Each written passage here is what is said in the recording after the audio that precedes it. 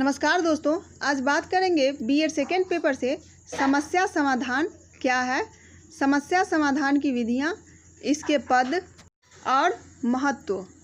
समस्या छोटी या बड़ी दोनों प्रकार की हो सकती है। किसी व्यक्ति को अपने लक्ष्य की प्राप्ति में जब बाधा उत्पन्न होती है तब व्यक्ति जब तक उस बाधा को दूर नहीं कर लेता है, अर्थात उस समस्या का समाधान नहीं कर लेता है, तब तक जो है वह लक्ष्य की प्राप्ति नहीं कर सकता है। इसी क्रम में स्किनर का जो है परिभाषा देखें तो समस्या समाधान किसी लक्ष्य की प्राप्ति में बाधा डालने वाली कठिनाइयों पर विजय पाने की प्रक्रिया है। यह बाधाओं के बावजूद जो है सामंजस्य करने की विधि है। समस्या समाधान की जो विधियां हैं वो है अनसीखी विधि, प्रयास एवं त्रुटि विधि, अंतर्दृष्टि विधि, वाक्य भाषा विधि एवं वैज्ञानिक विधि। अनसीखी विधि में जो है सीखने की ज़रूरत नहीं होती है। जैसे कि प्राण रक्षा की समस्या अगर उपस्थित हो तो आदमी भाग खड़ा हो जाता है। इस विधि का प्रयोग संसार के सभी वर्ग के प्राणी करना जानते हैं। अगला है प्रयास एवं त्रुटि विधि। इस विधि में व्यक्ति जो है समस्या के समाधान के लिए अनेक प्रयास करता है और त्रुटिपूर्ण प्रयासों को छोड़ता चलता है एवं समस्या के हल में सहायक प्रयास का चयन करता है। थॉर्नडाइक के प्रयोग में जो है बिल्ली ने अपनी समस्या का समाधान प्रयास एवं त्रुटि विधि से ही किया था। अगला है अंतर्दृष्टि विधि। इस विधि में व्यक्ति अपनी समस्या का समाधान करने के लिए अपनी सूझ का जो है प्रयोग करता है। जैसे कि कोल्हर ने अपने प्रयोग में वनमानुष के लिए जो समस्या किया था उसका हल सूझ विधि के द्वारा वनमानुष करता है। वाक्य भाषा विधि। इस विधि में व्यक्ति अपनी समस्याओं का समाधान पूरे वाक्य बोलकर करता है। जैसे कि कोई शिशु है उसे अपनी आवश्यकता की पूर्ति रो के करता है। जब वह थोड़ा बड़ा होता है तो वाक्य के द्वारा अपनी समस्या का समाधान करता है। पांचवा है वैज्ञानिक विधि। इस विधि में समस्या का समाधान बड़े वैज्ञानिक ढंग से किया जाता है। स्किनर ने इस विधि के जो है 6 पद बताए हैं।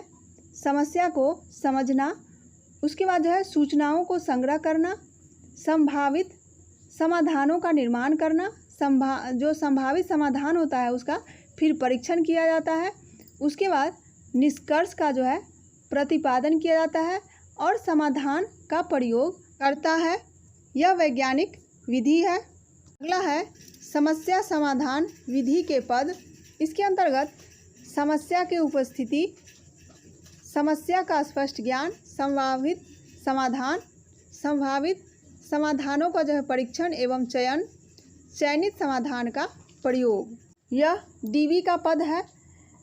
जब किसी व्यक्ति के सामने कोई कठिनाई या समस्या उपस्थित होती है तब वह व्यक्ति चिंतन एवं तर्क करता है। उसके बाद अपनी समस्याओं को देखने के बाद उसे एक निश्चित रूप से स्वीकार करता है और अपनी अनुभवों के आधार पर संभावित समाधानों की जो है कल्पना करता है।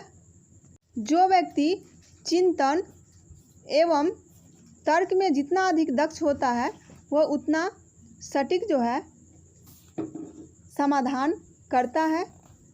चौथा संभावित समाधानों का परीक्षण व चयन।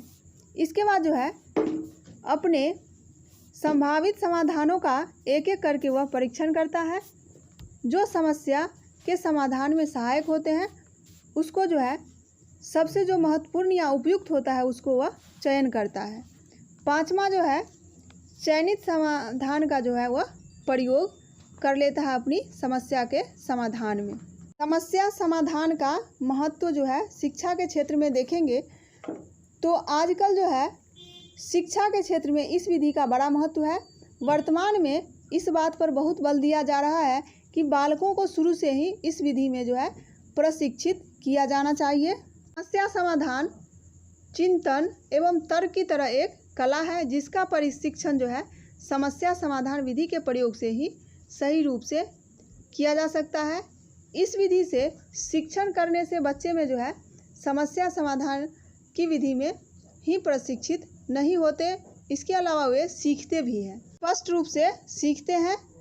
इस विधि से जो सीखा हुआ ज्ञान होता है वह अस्थायी होता है। आगे देखेंगे बालकों में जो है समस्या समाधान शक्ति के विकास के उपाय के लिए जो है विद्यालयों में बालक के भाषा के विकास पर बल दिया जाना चाहिए।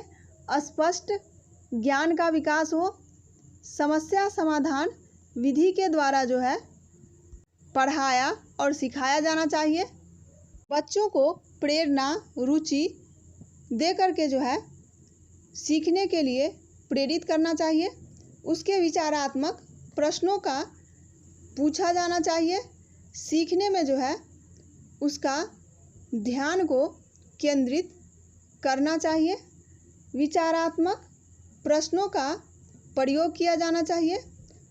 बच्चों में जो है स्वतंत्र अभिव्यक्ति का विकास के लिए भी अवसर दिया जाना चाहिए, जिससे कि वह बेहिचक कुछ बोल सके और उसे उत्तरदायित्वपूर्ण कार्य भी सौंपना चाहिए। तो ये था समस्या समाधान से संबंधित किसी भी प्रश्न का हल आप इससे कर सकते हैं। इस वीडियो को लाइक और शेयर ज़रूर करें। धन्यवाद।